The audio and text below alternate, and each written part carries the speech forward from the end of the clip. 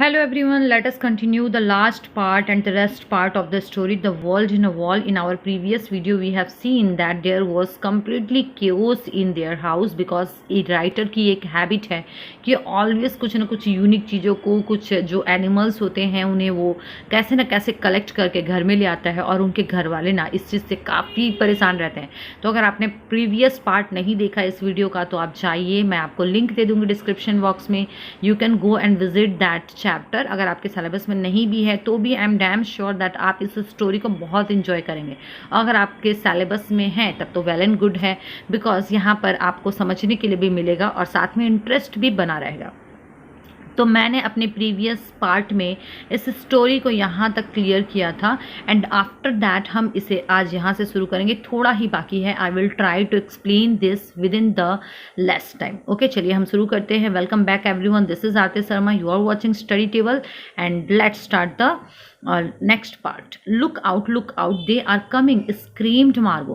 तो देखिए जो मार्गो है ना वो बहुत जोर से चिल्लाती है। स्क्रीम मीन्स क्या होता है? श्रिकिंग, बहुत जोर से चिल्लाती है। देखो देखो वो आ गए हैं यहाँ पर। Who are they are actually the scorpions babies. Okay, वो एकदम बहुत सारे हैं और वो अब आना शुरू कर दिए हैं यहाँ पर। नेक्स्ट देखिए क्या होता है। All we need is a book, roared Leslie. Don't panic, hit them with a book. अब देखिए लेस्ली ये बोलती है कि हमें पैनिक होने की ज़रूरत नहीं है, हमें सिर्फ एक बुक चाहिए जिससे कि हम उन्हें हिट कर सके, उन्हें मार सके। What on earth's the matter with you all? Mother kept imploring, mopping her glass. अब देखिए उसकी मदर जो है ना, अब वो सोच रही है कि तुम लोगों का हुआ क्या है, क्या मैटर है। And she starts mopping her glass, वो अपने ग्लास को पोंछना शुरू कर देती है। And asking means and imploring means होता है अस्क करना। तो वो बहुत ही सीरियस होकर पूछती है कि क्या हुआ है आखिर।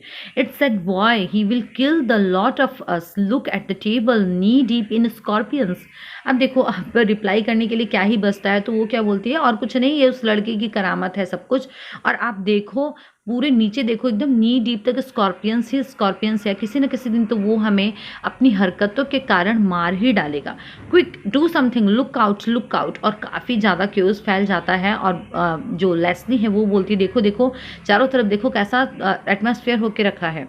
Stop screeching and get a book, for God sake you are worse than the dog, shut up Roger. और उसके बाद देखिए डॉग का नाम यहाँ पर क्या है, रॉगर है। और उसके बाद ऐसा बोला जाता है कि तुम चिल्लाना बंद करो और एक काम करो, बुक लेके आओ।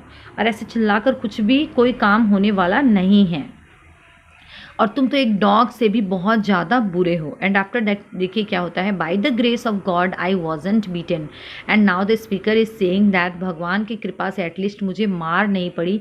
Look out, there is another one, quick oh shut up and get me a book or something. और उसके बाद देखिए वो क्या बोलता है दैट, अरे देखो देखो वहाँ भी एक स्कॉर्पियन है। और उसके बाद ऐसा बोला जाता है दैट, चुप करो और मुझे एक बुक ला कर दो। But how did the scorpions, ये बुक ला कर दो, ये जो सेंटेंस है ये किसने बोला? ये this sentence is actually spoken by Leslie, because उसने ही सबसे पहले आइडिया दिया था दैट एक बुक होना चाहिए हमारे पास इनको दूर करने के लिए। But how did the scorpions get on the table dear? But ये भी क्वेश्चन आता है कि स्कॉर्पियंस टेबल पर आए तो आए कैसे? That silly boy, every match box in the house is a death trap. और उसके बाद ये रिप्लाई मिलता है कि ये उसका ही काम है, ये सिली बॉय का काम है। हर एक match box, it means that माचिस की जो भी डब्बी होती है वो किसी न किसी तरीके से डेथ ट्रैप है, मतलब उसको खोलने के बाद तो मौत आपकी आनी ही है। Look out, it's coming towards me, quick do something, hit it with your knife, go on hit it.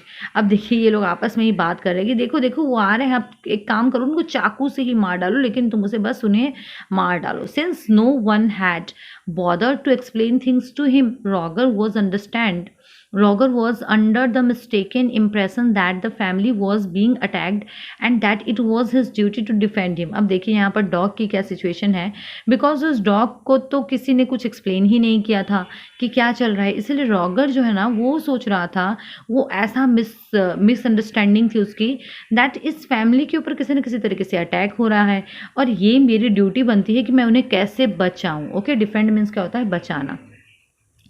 As Lugaretzia was the only stranger in the room, और जैसे कि लॉग्रेट्सिया जो है ना वो एक अकेला स्ट्रेंजर था रूम में, he came to the logical conclusion that she must be the responsible party.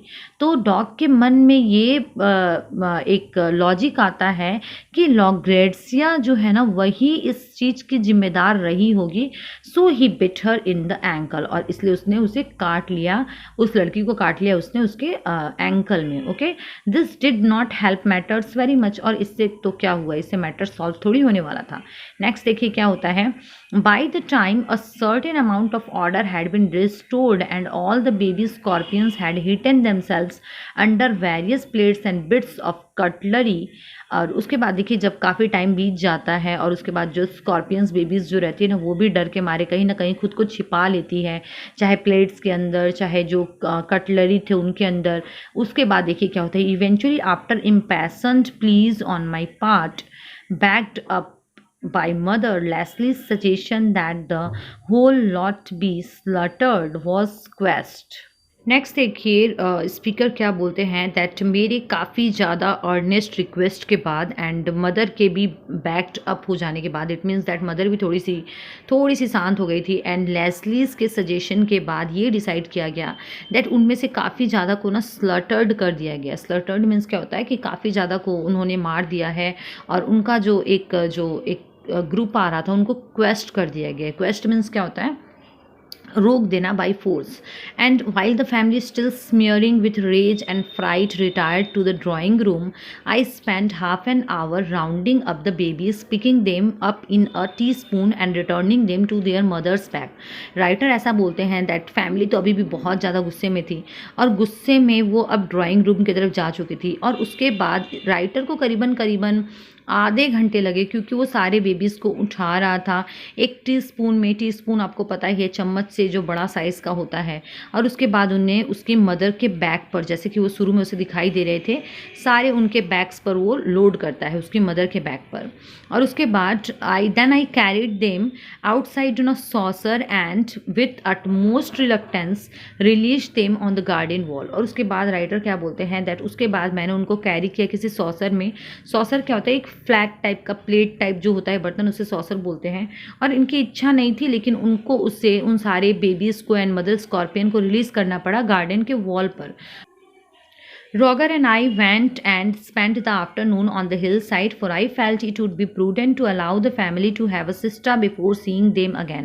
अब देखिए prudent means होता है सेंसिबल चीज़ें, एंड सिस्टा मीन्स होता है एक जो छोटी सी झपकी लेते हैं हम नींद की, उसे सिस्टा बोलते हैं।